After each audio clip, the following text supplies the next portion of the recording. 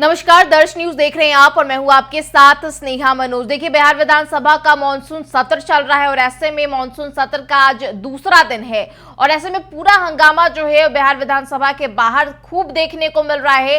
विपक्ष की तमाम पार्टी जो है वो जमकर विरोध प्रदर्शन करते हुए नजर आ रही है और सीधे तौर पर एसआईआर के मुद्दे को लेकर जो बवाल है वो देखने को मिल रहा है। और ऐसे में विपक्ष की तमाम पार्टी, चाहे आरजेडी हो, कांग्रेस हो, भाकपा माले हो, सभी की तरफ से इसको लेकर विरोध जताया जा रहा है।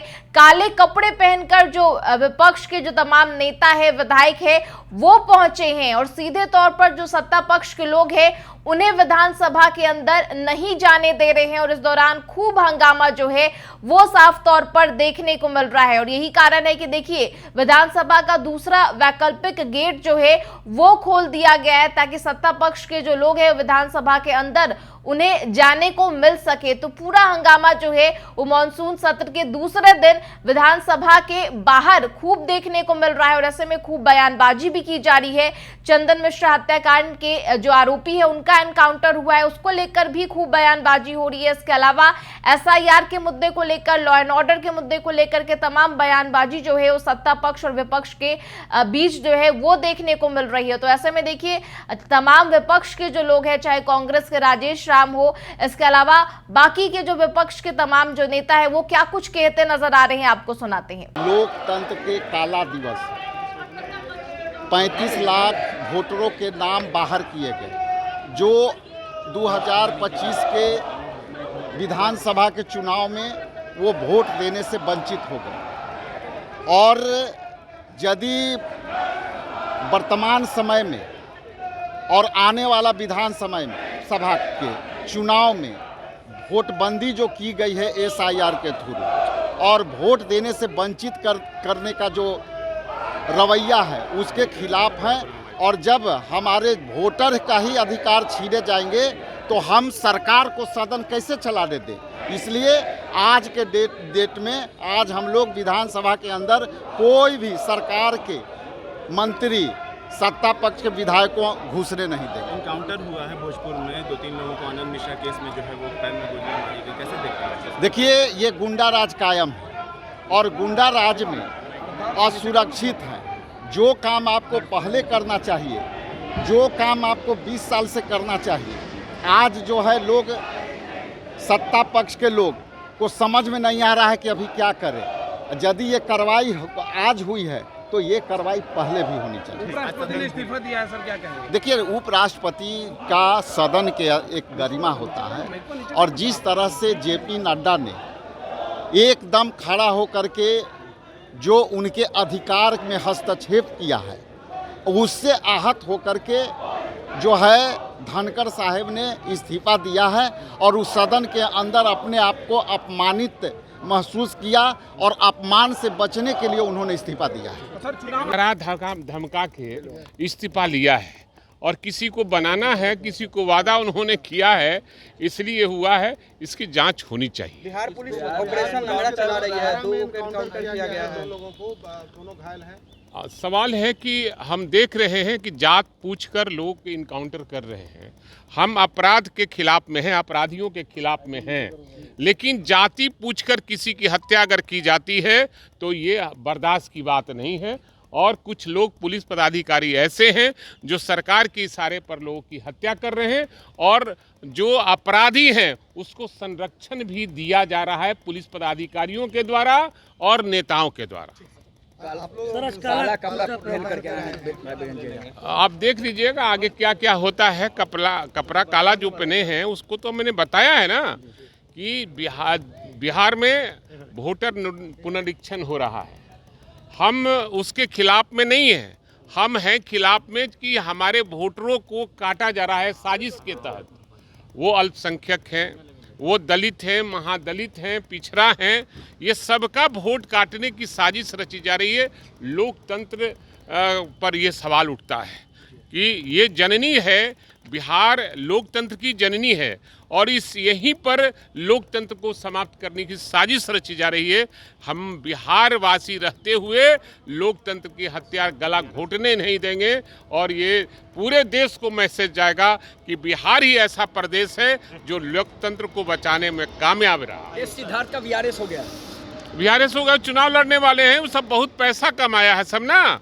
पदाधिकारी जो लोग वीआरएस ले रहे हैं इसका मतलब है कि वो धन कुबेर हो गए हैं और वो पैसा लेकर चुनाव लड़ना चाहते हैं। क्योंकि जो राजनीति ग्रासरूट का करेगा उसको पैसा कम लगता है, जनता उसको लड़ाती है। और जो ऐसे पदाधिकारी से चुनाव लड़ना चाहता है, नेता बनना चाहता है, तो जनता पैसा लेती है, तब जिंदाबाद करती है, फिर उधर चला जाता है तो कहता है वैसे साले को इसको ऐसे नहीं करना वैसे नहीं करना। तो अब हमको ऐसा लगता है कि ऐसा ही हो रहा है और लोकतंत्र समाप्ति की ओर ये सरकार जा रही है। लेकिन हम लोग के रहते हुए लोकतंत्र समाप्त नहीं होने देंगे और धन कुबेर को चुनाव लड़ाने की साजिश रची जा रही है सरकार के द्वारा। दूसरी तरफ सत्ता पक्ष भी विधानसभा के बाहर बयानबाजी करते हुए नजर आ रहे हैं और ऐसे में देखिए बयानों का जो सिलसिला है वो देखने को मिल रहा है। बिहार विधानसभा के बाहर खूब गहमा गहमी देखने को मिल रही है और ऐसे में देखिए बीजेपी के श्रवण कुमार क्या कुछ कहते नजर आ रही हैं, इसके अलावा हरिभूषण बुचौल क्या कुछ कहते नजर आ रहे हैं, आपको सुनाते हैं। पुलिस ने अपराधियों पर फायरिंग की है, गोलीबारी हुई। लगता है कि इनकाउंटर की जो मांग की जा रही थी, जिस तरीके से अपराध बढ़ रहा था, तो उस पर पुलिस की बड़ी कार्रवाई हो रही है। देखिए, बिहार में कानून के हिसाब से कार्रवाई होती है, चाहे अपराधी हो या और इस तरह के कृत्य में लगे लोग हों, तो कानून के हिसाब से कार्रवाई होती है। अगर कोई अपराधी अपराध करने के लिए चला गया और अपराध कर दिया तो अपराध के बाद पुलिस उसको पकड़ती है और पकड़ने के बाद पूछताछ करती है कि और अपराध में कौन कौन सा लोग संलिप्त है।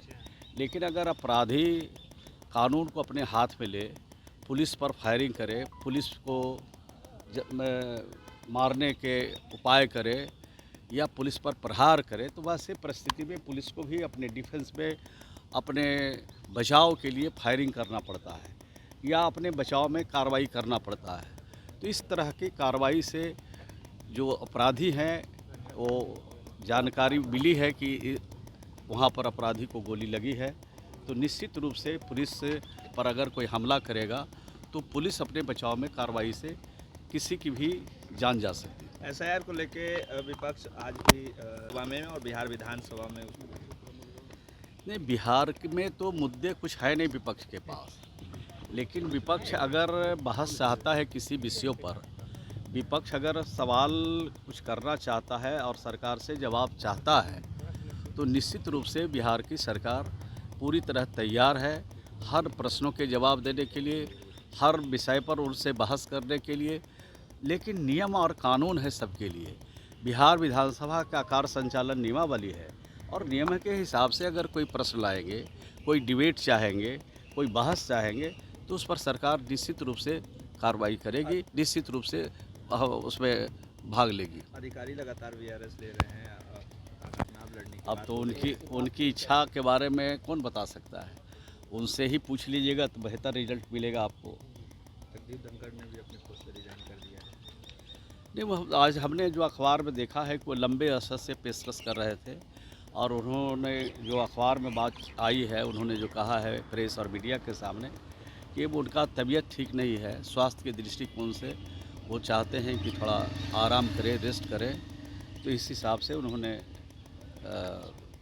पद से त्याग पत्र दिया है। तो बहुत अच्छी बात है अगर कोई आदमी का स्वास्थ्य ठीक नहीं है और अगर स्वास्थ्य लाभ करना चाहते हैं और इस तरह के पद पर बैठे हैं और स्वयं इस तरह की बात चाहते हैं, तो मैं समझता हूं कि बहुत ही स्वस्थ परंपरा है। राजद ने एक ट्वीट के बीच बाताकुनी हो रही है, मुख्यमंत्री नोकझोंक हो रही है, मुख्यमंत्री सामने बैठे हुए हैं और कहा जा रहा है भ्रष्टाचार पूरे चरमोसीमा पे है, बंदर बांट हुआ है। नहीं, भ्रष्टाचार की बात तो लोग करते हैं, भ्रष्टाचार की बात चौक चौराहे पर जिस तरह से होती है वो बात नहीं है। अगर भ्रष्टाचार किसी डिपार्टमेंट में, किसी विभाग में अगर है तो उसके लिए कानून बने हुए हैं, भ्रष्टाचारियों को पकड़वाने के लिए भी कानून बने हुए हैं और भ्रष्टाचार जो करते हैं वो पकड़े भी जाते हैं, कानून के हिसाब से कानून के हिसाब से उन पर कार्रवाई भी होती है। और जिस विभाग से संबंधित जुड़े हुए बात को अगर कोई उठाना चाहते हैं तो उसके लिए अगर संबंधित विभाग के मंत्री को कोई सूचना प्राप्त होगी तो सूचना ग्रहण करके उस पर जांच करेंगे और जांच करके कार्रवाई करेंगे। नोक झोंक को लेकर क्या कहेंगे, जिस तरीके से नोक झोंक को राजनीति में सब कुछ चलता रहता है, लोकतंत्र की खूबसूरती है।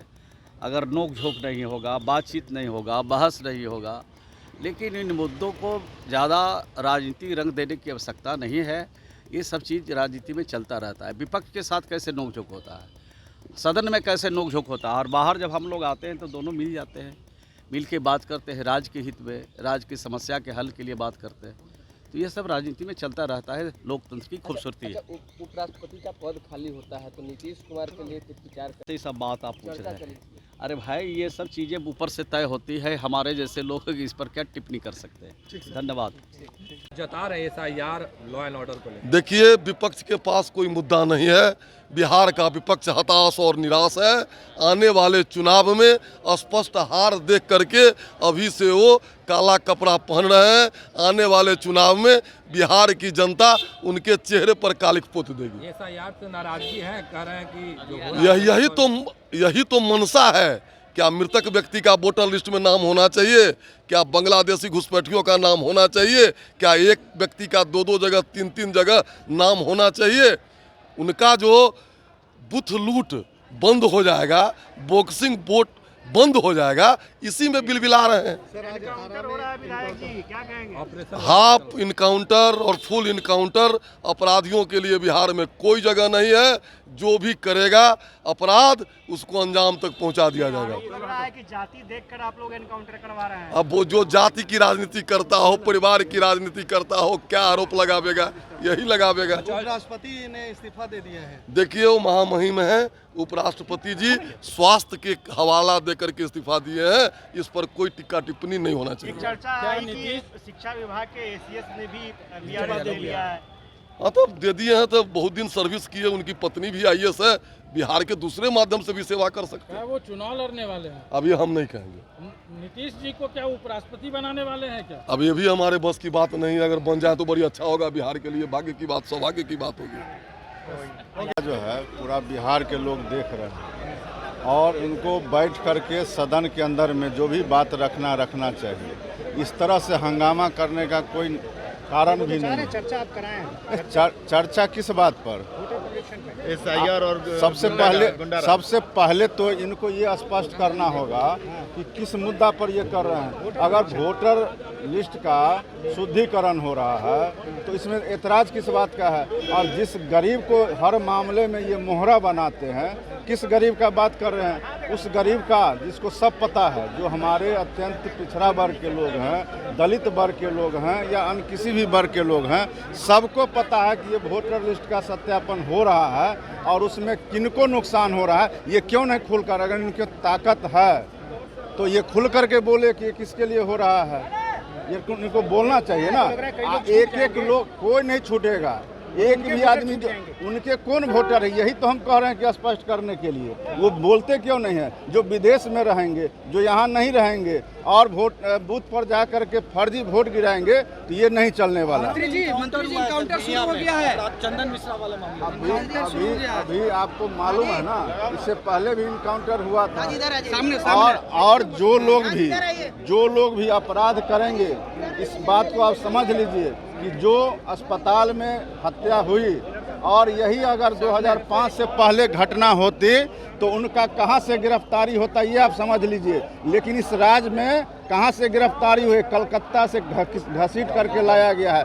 यही खासियत है इस राजपाट का। तो SIR के मुद्दे को लेकर के मानसून सत्र के दूसरे दिन भारी हंगामा देखने को मिल रहा है। मानसून सत्र शुरू होने से पहले ही जो हंगामा है वो देखने को मिल रहा है। विपक्ष के जो तमाम लोग हैं वो काले कपड़े पहन करके विरोध कर रहे हैं और सीधे तौर पर जो सत्ता पक्ष के लोग हैं उन्हें विधानसभा के अंदर नहीं जाने दे रहे हैं। और यही कारण है कि विधानसभा का दूसरा वैकल्पिक गेट जो है वो खोला गया है। तो मानसून सत्र के दूसरे दिन खूब हंगामा जो है वो साफ तौर पर देखने को मिल रहा है। तो SIR के मुद्दे को लेकर के जो जमकर प्रदर्शन और विरोध है वो विपक्ष के तरफ से लगातार देखने को मिल रहा है। फिलहाल इस खबर में इतना ही। तमाम खबरों के लिए जुड़े रहे दर्श न्यूज के साथ। नमस्कार।